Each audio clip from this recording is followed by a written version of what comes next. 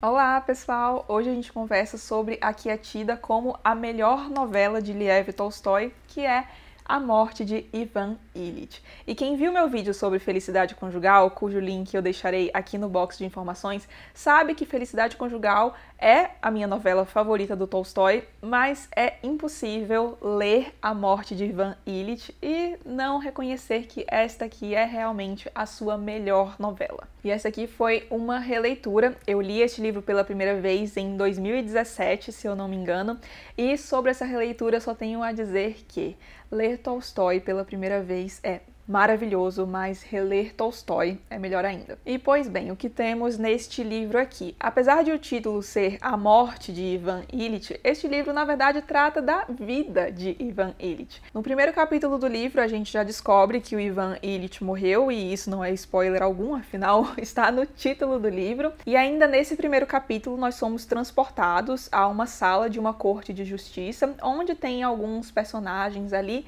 e um deles está lendo um jornal e anuncia que Ivan Ilitch morreu.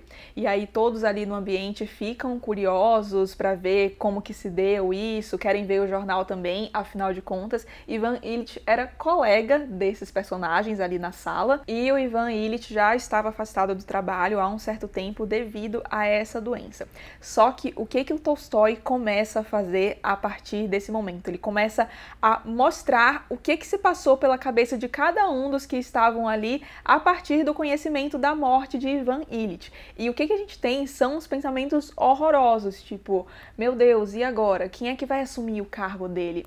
Será que agora eu consigo a promoção tão esperada? Enfim, a primeira coisa que vem na cabeça desse pessoal, que era tido como os amigos de Ivan Ilitch, que trabalhavam com ele há tanto tempo, é o que vai acontecer com a carreira de cada um a partir da morte de Ivan Ilitch. E o segundo tipo de pensamento que ocorre a esses personagens é: antes ele do que eu. Pois é, se esses eram os amigos de Ivan Ilitch, imagine os inimigos. Mas então, um dos homens que estava presente nesse recinto conhecia o Ivan Ilitch já de longa data, tinha estudado com ele na escola e também na faculdade, e se sente no dever moral de ir prestar as suas condolências à esposa e decide então ir ao velório de Ivan Ilitch. Velório esse que acontecerá no mesmo dia que eles recebem a notícia da morte do Ivan através do jornal. Então esse personagem vai pro funeral e aí começa a encenação. Faz uma cara de sentido, presta seus sentimentos à esposa, faz o sinal da cruz, olha pro morto com um olhar de pesar. Só que enquanto ele olha pro Ivan Ilitch, primeiramente ele sente um certo pesar genuíno mesmo por ver o seu amigo de longa data morto e lembrar de como ele era ativo na escola, lembrar dos tempos na faculdade, mas logo começa a sentir uma certa angústia, imaginando que aquilo poderia ter acontecido com ele. Afinal, a causa da morte de Ivan Ilitch, que eu não vou falar aqui, vocês vão ter que ler o livro e descobrir, é algo bastante banal e que pode acontecer muito bem a qualquer um de nós. Mas logo ele afasta aquele pensamento pensando, não, isso não aconteceria comigo, aconteceu com ele e não comigo. E a encenação em relação à conduta desse personagem frente à morte do seu amigo não se dá somente por parte desse personagem, mas pela parte de muitos dos que estão ali, inclusive a própria esposa do Ivan Ilitch. E o Tolstói descreve essa cena com tanto sarcasmo que às vezes dá vontade até de rir de tão patética que são aquelas encenações, porque a gente sabe, através do narrador, o que está se passando pela cabeça de cada um dos personagens ali. E em relação a esse personagem, amigo de Ivan Ilitch, que vai ali prestar suas condolências no funeral, depois de toda a sua encenação, o que ele faz? Vai para um bar jogar cartas com seus amigos. E depois da descrição pavorosa desse funeral, o Tolstói passa a nos contar quem foi, afinal de contas, Ivan Ilitch. Vamos ver quantas vezes eu vou falar Ivan Ilitch nesse vídeo. Mas então, Ivan Ilitch foi um homem que morreu bastante jovem. Ele morre aos 45 anos e viveu uma vida bastante simples e comum para um homem de classe média alta. Então, ele é o filho do meio de outros dois irmãos. Seu pai também era um funcionário público e dentre seus irmãos, Ivan Ilitch era o orgulho da família. E seu principal objetivo era atender às expectativas que a sociedade tinha para com ele, principalmente a alta sociedade, porque desde pequeno ele começa a se sentir mais atraído por essas pessoas de classe alta e quer fazer parte daquilo. Ele toma então essas pessoas de classe alta como espelho, quer viver o que elas vivem, ter acesso ao que elas têm acesso, só que a gente vai vendo que conforme ele cresce, essa ambição dele vai crescendo também, ele começa a tomar algumas atitudes que não condiziam com o seu caráter quando mais novo. Ele percebe que o Ivan Ilitch mais novo provavelmente acharia aquelas atitudes repugnantes, só que percebe que tá tudo bem, afinal de contas, as pessoas de classe alta, que é o que ele quer se tornar, fazem aquilo, então tá tudo bem se ele fizer também. Ao sair da faculdade, o pai dele arranja um emprego para ele e ele vive ali naquela comodidade por um bom tempo, uma vida bastante confortável, cômoda, se casa por conveniência, tem filhos por conveniência, não forma um laço muito verdadeiro com essa família, mas sim tem essa família porque é o que a sociedade, principalmente a alta sociedade, considera correto e esperado, tanto que ele passa a maior parte do tempo dele no trabalho porque ele não quer lidar com os problemas domésticos. E em meio a tudo isso, os principais prazeres do Ivan Ilitch consistem em fornecer jantares grandiosos na sua casa, com pessoas da alta sociedade, com comidas caríssimas, e fazendo tudo isso de novo, na esperança de atender às expectativas dessa alta sociedade, sem nunca se perguntar se aquilo realmente fazia sentido para ele ou se o fazia feliz.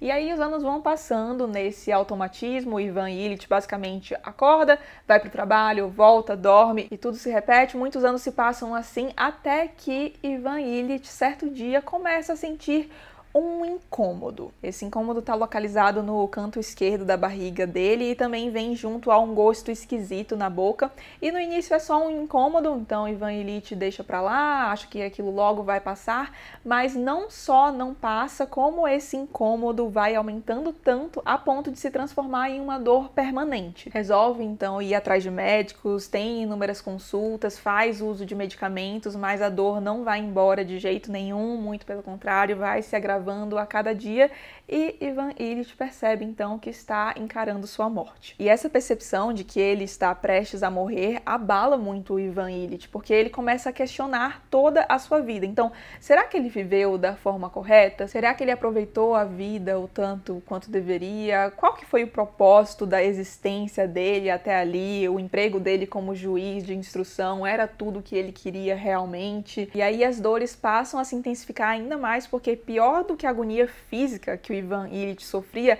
era a sua agonia moral. Afinal, como assim poderia ele não ter vivido uma vida correta? Justamente ele, que tinha uma família, tinha filhos bonitos, tinha um apartamento super bem decorado, como deveriam ser decorados todos os apartamentos das pessoas de classe alta, tinha um emprego bastante estável, era um servidor público, então como assim ele não viveu da maneira correta? E a partir daí o Ivan Ilitch começa a enxergar o seu círculo social como ele realmente era. Porque até então, Ivan Ilitch realmente estava super adequado às expectativas da sociedade, só que a partir do momento que ele fica enfermo, ele passa a ser um incômodo, não está mais adequado ali à vida em sociedade. Então seus amigos o abandonam, seus colegas de trabalho não o respeitam mais como antes, sua própria família não liga tanto assim para ele, já que eles não têm vínculos afetivos reais entre si. Ele vê que todo mundo ali tá perguntando para ele como é que ele tá se sentindo, se ele tá melhorando, mas só por perguntar, para fingir que se importam, tudo por conveniência. E aí ele percebe que a sua vida inteira foi uma farsa. Os relacionamentos dele não eram verdadeiros, nada daquilo pelo que ele havia lutado a vida inteira o fazia feliz,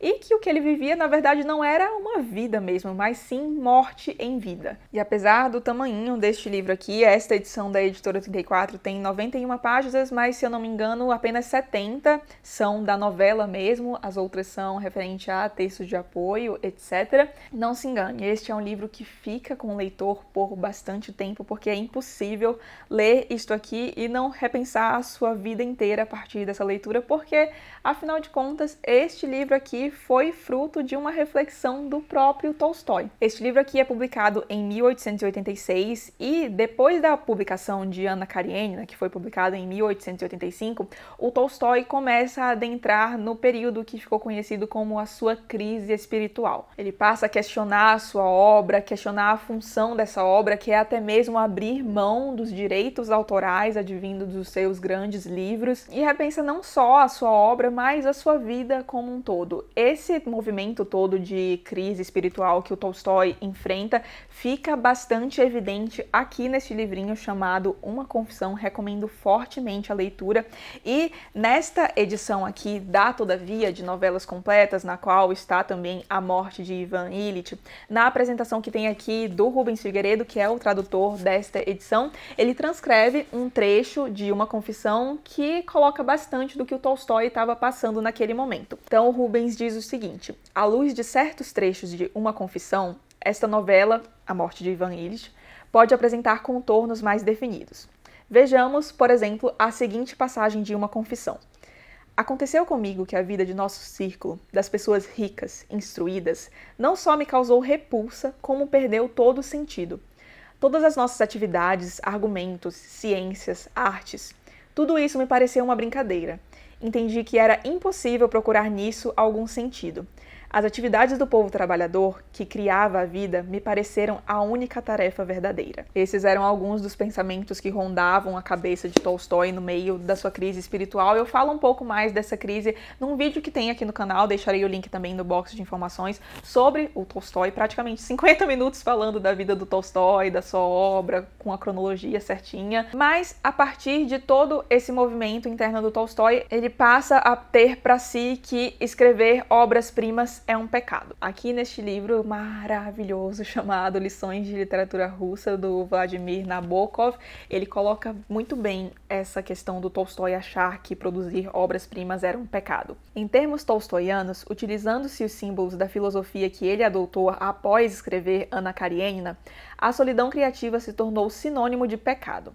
Era egoísmo, era mimar seu próprio ego e, portanto, algo pecaminoso. E a partir de 1886, o Tolstói decide, então, que tudo que ele irá produzir terá alguma espécie de cunho educacional. Então, fábulas com cunho moralista, contos de fadas voltados para os filhos dos camponeses russos, histórias simples para o povo. E Ivan Ilitch, vejam bem, foi produzida após essa resolução de Tolstói. E aqui a gente pode até dizer que tem uma espécie de fábula, uma moral da história, uma pseudofábula, como o Nabokov se refere aqui. Só que o que a gente consegue ver aqui, à luz de todos esses acontecimentos da vida do Tolstói, é um debate entre o artista e o homem espiritual. Só que, como muito bem também coloca aqui o Nabokov, aqui em A Morte de Ivan Ilitch, é o artista que assume o comando. E eu falei no meu Instagram e falei aqui também na abertura do vídeo que esta aqui é tida como a melhor novela do Tolstói, e eu concordo. E aí alguns perguntaram por que esta é tida como a melhor novela do Tolstói. E bom, eu não posso falar pelos outros, então vou falar por que eu considero esta aqui a melhor novela do Tolstói. Primeira coisa é que eu acho esta novela muito redondinha. Então, para mim, o Tolstói disse exatamente o que ele tinha que dizer, sem mais nem menos. A novela não poderia ser mais curta, nem deveria ser mais longa. É muito redondinha no propósito do que o Tolstói queria passar aqui. Fora que a problemática que o Tolstói expõe aqui é uma coisa que eu acho que todo mundo já se pegou perguntando em algum momento. Então, será que eu tô vivendo a minha vida direito? Será que eu tô realmente aproveitando todas as oportunidades que me foram dadas? E eu acho que isso revela um caráter do qual eu até comento bastante no vídeo que eu falei aqui, que eu fiz sobre o Tolstói, o link tá aqui no box de informações, que é o Tolstói consegue captar a essência humana muito bem. E o que ele trata aqui é um problema, essencialmente, da nossa natureza, e por isso essa novela permanece tão atual. Isso aqui é uma história que provavelmente você vai ler e vai ficar com você pelo resto da sua vida. E o final desta novela, na minha opinião, é das coisas mais sensíveis já escritas na história da literatura. Final maravilhoso, que eu acho que coloca muito dessa ideia de que, ok, a morte vai chegar para todos, essa é uma das poucas certezas que nós realmente temos, mas cabe a cada um de nós, por meio das nossas ações, decidir como que a gente vai enfrentar essa morte, como um tormento ou como, ok, está chegando para mim, como vai chegar para todos, mas eu fiz o melhor que eu podia fazer. Acho que esse livro faz a gente pensar naquilo que realmente importa. E apesar de ter essa tentativa do homem mais espiritual de ficar em cima do artista, então Tolstói, por exemplo, coloca aqui uma temática que vai ser bastante presente ao longo da sua obra, que é ressaltar o camponês em detrimento dos burgueses, e aqui fica na figura de um personagem chamado Gerasim, que parece ser o único personagem que realmente entende o Ivan Ilitch e na presença do qual ele sente um certo conforto. E esse personagem era um camponês russo, um mujik, que se mudou para a cidade para servir ao Ivan Ilitch. E tendo essa coisa de moral da história também, etc., a gente ainda vê o Tolstói mesmo aqui, o Tolstói artista. Como muito bem diz o Paulo Ronay no pós-fácil maravilhoso dessa edição aqui da Editora 34, seria difícil precisar em que medida o estilo contribui para a impressão poderosa da novela.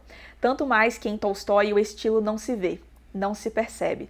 De tão natural, de tão subordinado à ideia com que nasceu. Concordo plenamente. E já que eu mencionei esta edição aqui da Editora 34, esta foi mais uma releitura das novelas de Tolstói que eu fiz comparando estas duas edições. A, então, da Editora 34, que é somente a morte de Ivan Ilitch mesmo, e esta edição aqui, que são as novelas completas de Tolstói, não tão completas assim, porque faltaram algumas, mas enfim, aqui a gente tem 4 novelas de Tolstói, dentre elas a morte de Ivan Ilitch. E eu fui comparando para ver alguns aspectos de tradução, enfim, deixar a minha leitura mais completa mesmo. E se você quiser saber sobre aspectos de tradução, eu comento sobre eles bem direitinho no vídeo sobre felicidade conjugal. E aí, se você não quiser ver o vídeo inteiro, tem lá o momento que eu falo sobre a comparação destas duas edições. Mas, em resumo, acho que se você pensa que vai gostar de Tolstói, eu já compraria esta aqui da Todavia mesmo. E vão por mim, Tolstói é um caminho sem volta. E aí, aproveitando, fica a dica, se você nunca leu literatura russa, mas tem vontade, acho que essa aqui é uma excelente porta de entrada para a literatura russa, quiçá a melhor. Só se prepare porque o Ministério da Saúde adverte: alto risco de vício envolvido. Se tiverem gostado do vídeo, não esqueçam de deixar um like e de se inscrever no canal caso não seja inscrito ainda. E se você já leu o livro, deixa aqui embaixo nos comentários o que você achou da novela, o que você tirou de lição aqui, afinal de contas. Tolstói queria pôr uma moral da história neste livro aqui. E até o próximo vídeo.